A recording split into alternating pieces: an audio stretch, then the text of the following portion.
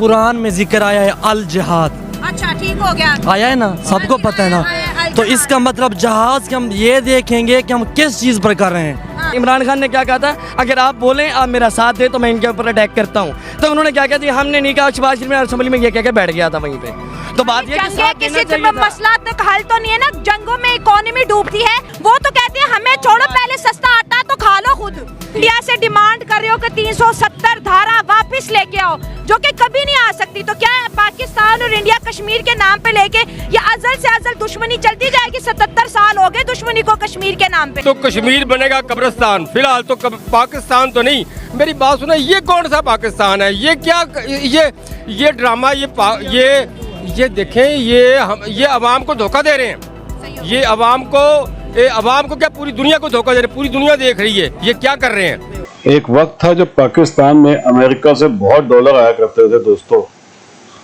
तालिबान से लड़ाई चल रही थी अमेरिका की, भर भर के इनको डॉलर आते थे, क्योंकि अमेरिका को अड्डे चाहिए होते थे, वहां से वो भर भर के मारता था तालिबान में। अफगानिस्तान से लड़ाई चल रही थी, इस चक्कर में पाकिस्तान ने अब तालिबानियों को पकड़ के अमेरिका को पकड़ाता था और उस चक्कर में डॉलर भी खाता था।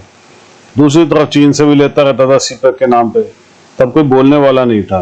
हमारे यहाँ की सरकार आप जानते ही हैं, 2 नंबर की सरकार थी कांग्रेस की, जिन्होंने भी कभी हिंदुओं का साथ दिया नहीं है, इसलिए इनकी 5 उंगलियां घी में थी। अब मोदी जी ने आके इनके सारी की सारी उंगलियां घी से निकाल के कूड़े में डाल दी है और मुंह डाल दिया नाली में। अब भुखमरी छा गई है इनके यहाँ पे।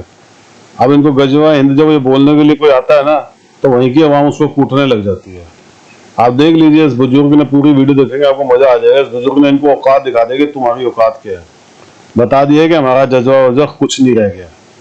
जब आप पूरी वीडियो देखिएगा दोस्तों, वीडियो को लाइक और चैनल सब्सक्राइब जरूर कीजिएगा, कमेंट्स भी कीजिएगा। Thank you. कश्मीर डे मना रहे हैं, कश्मीर बनेगा पाकिस्तान, पूरा पाकिस्तान छुट्टी मना रहा है, ठीक है।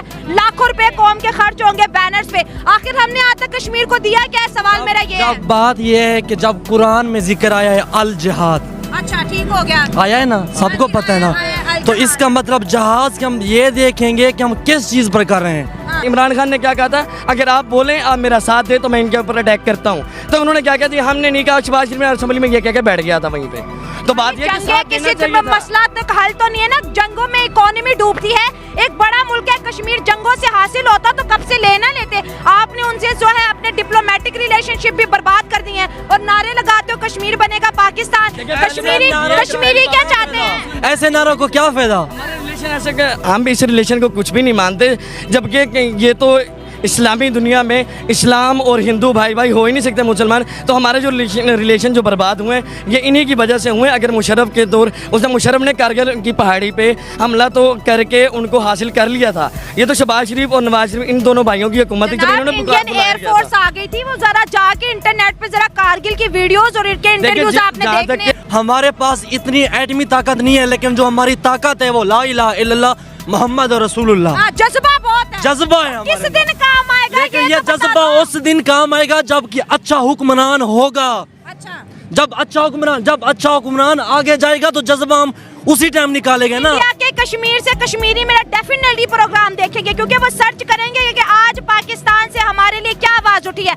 वो तो कहते हैं हमें छोड़ो, पहले सस्ता आटा तो खा लो खुद। इंडिया से डिमांड कर रहे हो कि 370 धारा वापस लेके आओ, जो कि कभी नहीं आ सकती। तो क्या पाकिस्तान और इंडिया कश्मीर के नाम पे लेके ये अजल से अजल दुश्मनी चलती जाएगी? 77 साल हो गए दुश्मनी को कश्मीर के नाम पे। हम कश्मीर के लिए दुआ कर सकते हैं। इमरान खान को भी आजमाया है, पीपल्स पार्टी को भी हमसाया है, नून लीग को भी हमसाया है, ठीक है। अब एक जमात नज़र में आ रही है जिसको हमें पता है कि यार ये नमाज तो पढ़ती है, वो है मुजाहिदीन। कुर्सी पे वोट लगाएं अगर कश्मीर चाहिए, उसके नाम पे इंडिया की टांगे कामती है। मेरी सब बहन भाइयों से क्या बोल रहे हैं? आप मुजाहिदीन को वोट दें, कुर्सी पे वोट लगाएं, आपको कश्मीर चाहिए और मिलेगा। सर कश्मीर का हल जंगे नहीं है, मैं ऑन रिकॉर्ड कह रही हूँ, कश्मीर का हल जंगे नहीं है। इंडिया की टांगे कामती हैं। मुजाहिदीन को ला के तो देखें। जिसका नाम है हाफिज साद हुसैन रिजवी। क्या बात है, क्यों नहीं दिखाते सोशल मीडिया पर? दिखाएं, लेके आए उनको। अगर आपको कुछ चाहिए तो मौलाना की गवर्नमेंट आए पाकिस्तान, जी आए, हजूर का दीन तख्त पर आए और कश्मीर को लब्बैक वाले आजाद करके दिखाएंगे। लब्बैक लब्बैक लब्बैक लब्बैक या रसूल लबैक आएगी इंशाल्लाह। कश्मीरी भाइयों टेंशन नहीं लेना। इस नारे का मतलब समझा दे, आप बुजुर्ग हैं। कश्मीर बनेगा पाकिस्तान, इस नारे का मतलब ही क्या है अगर कुछ हासिल नहीं हो रहा? फिलहाल तो कश्मीर बनेगा कब्रिस्तान, फिलहाल तो पाकिस्तान तो नहीं। मेरी बात सुनो, ये कौन सा पाकिस्तान है? ये क्या ये ड्रामा, ये देखें, ये अवाम को धोखा दे रहे हैं। ये अवाम को क्या पूरी दुनिया को धोखा दे रहे हैं? पूरी दुनिया देख रही है ये क्या कर रहे हैं, समझिए। वो इंडिया के तबसरे आप देखें, वो कहता है जी, वो ये कहते हैं कि भाई आप ये पैसा मांगते हैं इनसे, है पैसा इनके पास अपना, वो पैसे की खातर वो सारा ये ढोंग बचाते हैं। सुबह लंबी तकरीरें करके लंबी इन्होंने तकरीरें करनी है। यहाँ पे रेलवे है, इंटरनेशनल एयरपोर्ट है, टूरिज्म है, अपने कश्मीर को क्या दिया हमने? इनकी लड़ाई तो खत्म हो पहले, ये फिर जाके होगा ना इनका। जब इनका इन आपस में कभी उसको बिठाते हैं, कभी उसको खींच देते हैं, कभी उसको निकाल देते हैं, कभी वो अच्छा अभी कभी अभी देख रहे हो वो अभी जो चोर डाकू थे, अब उनको वो जिम्मा बरी होके वो सारे आ गए हैं। ये पाकिस्तान का खुद बेड़ा गर्क कर रहे हैं, और जो पाकिस्तान का बेड़ा गर्क करेगा उसका भी इंशाल्लाह ताला बेड़ा गर्क ही होगा। शेख हसीना वाजिद जो हैं वो बड़े अरसे इक़्तिदार में रही हैं, 20 साल के करीब उन्होंने बांग्लादेश में हुकूमत की है। देखिए अब मेरी बात सुने, जाहिर है शेख हसीना वाजिद को अपनी कौम का पता था, अल्लाह ना करे अगर वो वहाँ पे मौजूद हुई तो पता नहीं यूथ उनके साथ और क्या करती। मुझे लगता है कि अगर वो वहाँ पे मौजूद होती तो उनके कपड़े तक फाड़ दिए जाते, क्योंकि अगर वो लोग अगर उनके अंडर गारमेंट्स लेके बाहर लहरा सकते हैं तो अगर वो वहाँ मौजूद होती, मेरे ख्याल से उनको शायद इस चीज़ का इल्म था, तभी वो यहाँ से फरार हुई हैं। मे बी इतनी अफसोसनाक हरकत है, मतलब as a girl, as a female, as a mother मैं अगर बात करूँ तो ये मनाजिर देखकर जो है मुझे कभी तारी होगी कि ये क्या हो रहा है। ये पढ़ी लिखी अवाम, ये है पढ़ी लिखी यूथ, ये क्या कर रहे हैं? अगर उनको राइट्स उनके नहीं मिल रहे, ठीक है, तो वो एक तरीका होता है कि मैं सारी अवाम बाहर निकली है, अवाम बाहर निकली है, बेशक उन्होंने जो भी प्रोटेस्ट किए जैसे भी किए हैं उनको एक राइट वे से करना चाहिए था, लेकिन जो उन्होंने ये शर्मनाक हरकत की है उसके बाद तो एज अ पाकिस्तानी जितने भी हमारे यूथ हैं, पाकिस्तानी यूथ है, उन्होंने जो देखा है उसके बाद तो ये बड़ी अफसोसनाक और उनके शर्मिंदगी वाली बात है कि एज अ यूथ पढ़ी लिखी अवाम ने इस तरह की हरकत की है। खुद सोशल मीडिया पे इस सारे हजूम को बहुत ज़्यादा तनकीद का निशाना बनाया जा रहा है।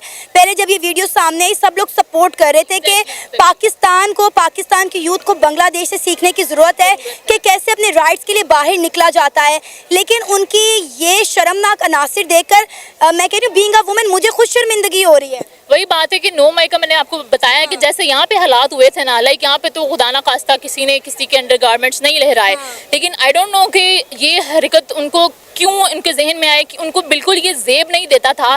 ठीक है आप अपने राइट्स के लिए बोलो, लेकिन बिल्कुल भी ये एक नागुरेज हरकत जो उन्होंने की है एज अ वुमेन, अगर वो वापस आती भी हैं तो मेरे नहीं ख्याल से कि लोग उनको यहाँ पे टिकने देंगे, बांग्लादेश की हुकूमत, बांग्लादेश यूथ उनको यहाँ पे टिकने देगी जो भी उनके साथ हरकत। किस तरह वो जाके उनके बेड के ऊपर लड़के जो हैं सो रहे हैं, उनके घर में जो मौजूद हैं, बत्खें, मुर्गियाँ, उनके सोफे, उनके पंखे, जो चीज़ उनके हाथ में आ रही, बन के मैंने देखा कि बहुत सारे लोग जो किचन से खाना पैक करके लेकर जा रहे हैं, मिठाइयों के डब्बे खोल के खा रहे हैं। ये पढ़े लिखे जाहिलों वाली हरकतें करना, इनको कहेंगे कि यार तुम लोग पढ़े लिखे हो, ठीक है, फिर भी इस तरह की गंदी हरकतें करना तुम लोगों को जेब नहीं देता। पहले हम लोग आपका साथ दे रहे थे, हम लोग आपके स्टैंड के लिए हम यही कह रहे थे कि यार कुछ सीखो इनसे, हमारे राइट के लिए भी हम नहीं निकलते बाहर, वो नहीं कर रहे हैं, हमें कुछ सीखना चाहिए।